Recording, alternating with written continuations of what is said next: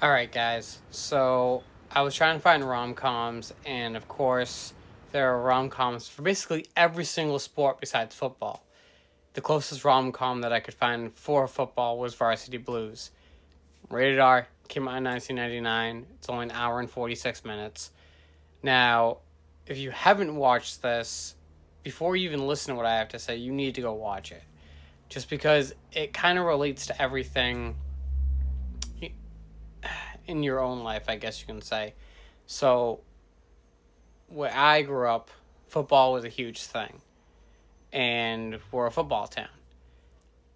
I mean, not as crazy as Texas, but it's difficult to live in a town and not play the one sport that they all love. And this is kind of what Varsity Blues shows. Now, it's a star-studded cast, especially for 1999. It has James Vanderbeek from Dawson's Creek, who played Mox. You have John Voight, who plays Coach Kilmer. You have Paul Walker, who plays Lance Harbor. You have Scott Kahn, who plays Tweeter.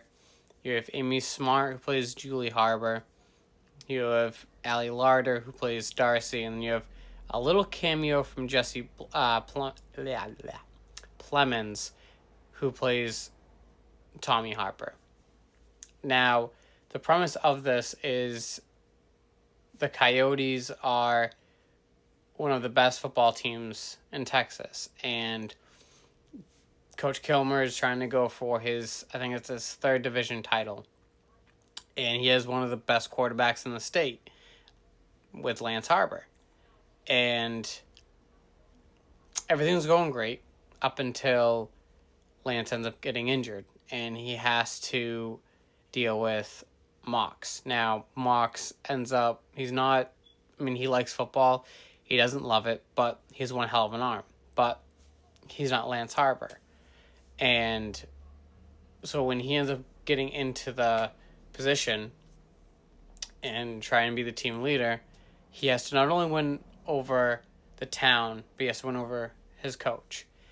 And there are a lot of left and rights. He's dating Julie, and you have Darcy, who's like, well, I'm the head cheerleader, so quarterback, head cheerleader, we're supposed to be together, and it's kind of, I don't know, it's kind of crazy just how the whole story unfolds. Now, one of the biggest reasons why I say you should give it a watch is because in this film, Mox ends up showing the whole team that football isn't everything.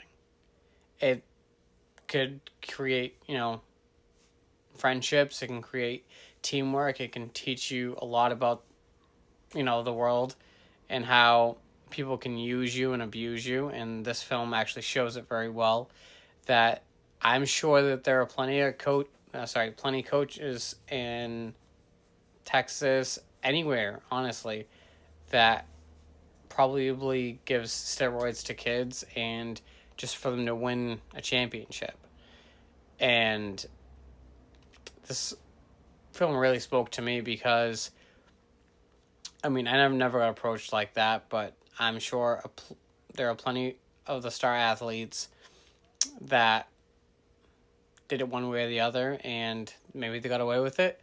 Maybe it was career-ending injuries, but one of the biggest things that I love about this film is Mox ends up being on top of the world, and he ends up being the quarterback that everybody knew he could be. Well, not everybody, just a select few.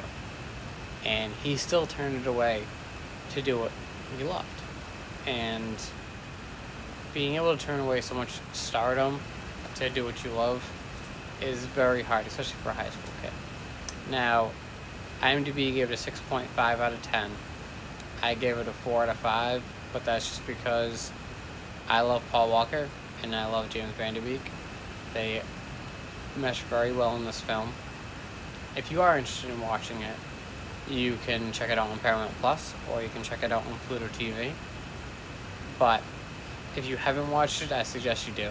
Just because, like I said, it's a good time. Definitely don't watch it with your kids around. They're very explicit, very, very explicit scenes including one with whipped cream.